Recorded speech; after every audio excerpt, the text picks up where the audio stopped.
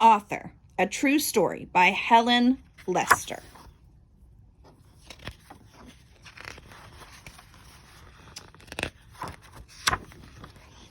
A long time ago, there lived a 3-year-old author, me. I was the best grocery list writer in the world and a huge help to my mother. When I wrote a word, I knew exactly what it said. And the fun part was that I could turn each list upside down and the word said the same thing. I think I made hundreds of these useful lists for my mother. And she never once said, "No, thank you, dear, I have enough." Then I went to school and learned to make what they call real letters. My writing was the prettiest in the class with straight lines and round lines. It was perfect. And it was perfectly backwards. My story is about a cow. My story is about a horse. My story is about a pig. I didn't just mix up B's and D's. That's easy to do because they look so much alike. My letters started at the right, wrong side of the paper and marched across pretty as could be and backwards. There's a name for somebody with this problem. I was a mirror writer. My teachers had to hold my work up to a mirror to understand what I had written. Thanks to a lot of help, I was finally able to write in the proper direction. But writing stories was so hard for me. Often I couldn't come up with a single idea. And my stories got stuck in the middle. And I couldn't think of a title. And I had trouble making the changes my teacher wanted me to make. And I lost my pencils. And I wondered why I was doing this. And I got very, very, very frustrated. So I spent a lot of time dreaming about what I wanted to be when I grew up. Since no one from the circus came looking for me, I became a teacher. I learned that teachers do not live in schools, eating only crackers and milk and sleeping under their desks. I also learned that teaching was fun and that children have fantastic imaginations. So my favorite subject to teach was writing. And one day a friend said, "You should write a children's book." And I thought, I spent 10 years in 2nd grade, so I know a child from a chicken. Maybe I should. I went right home and wrote a book. It was the best book I had ever written. Of course, it was the only book I had ever written. I illustrated it with my nicest drawings and proudly sent it to a publisher. Lucky people, I thought. The lucky people sent it back and said, "No, thank you." That's called a rejection. I decided I'd never write again.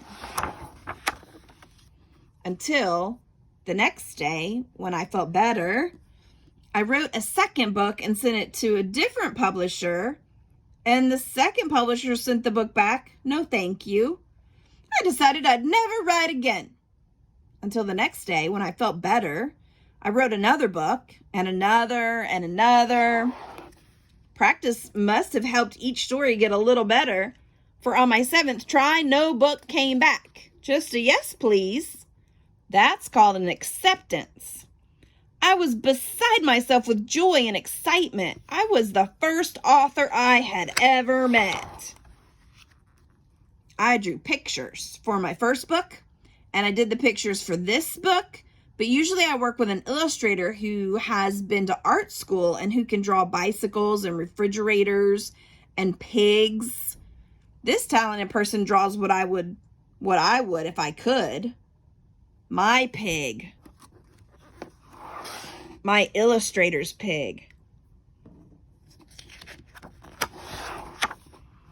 So here I am, an author. And every time I sit down to write, perfect words line up in perfect order and whoop, a perfect book pops out of the computer.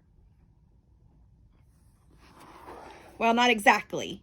Sometimes writing stories is so hard for me.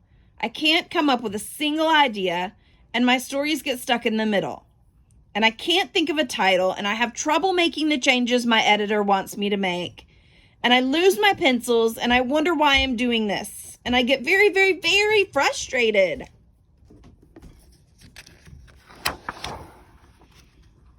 But that's sometimes I love it best when ideas are hatching so fast. I can barely write them down. I grab the nearest thing to write on and get so excited I forget what I was doing in the first place.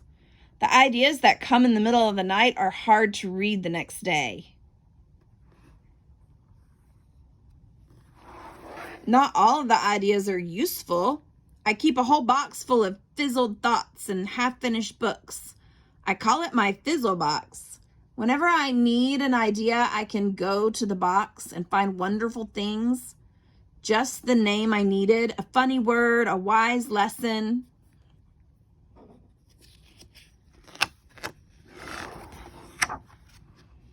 Usually when I first think a book is finished, it really isn't.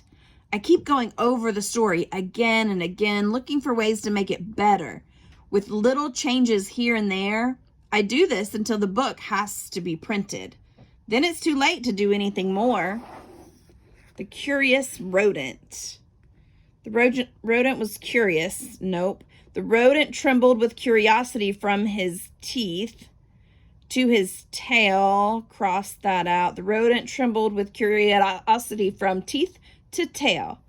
Or how about the rodent's head was stuck in a bag?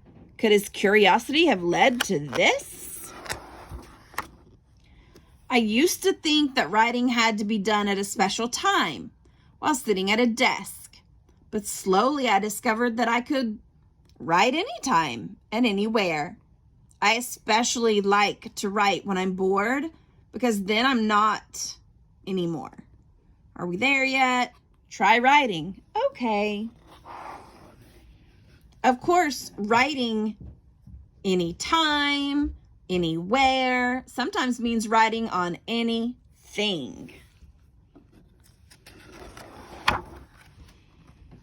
Authors are lucky, for they get to meet hundreds of children through letters, school and library visits, and at autographing sessions.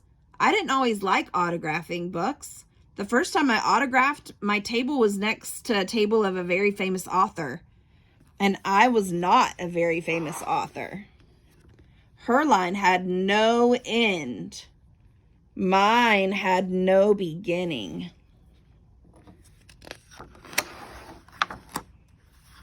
I'm glad I didn't join the circus. Even though writing is sometimes hard work, it's what I love to do.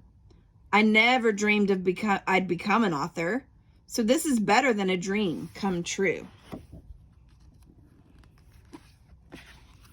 Author A True Story by Helen Lester.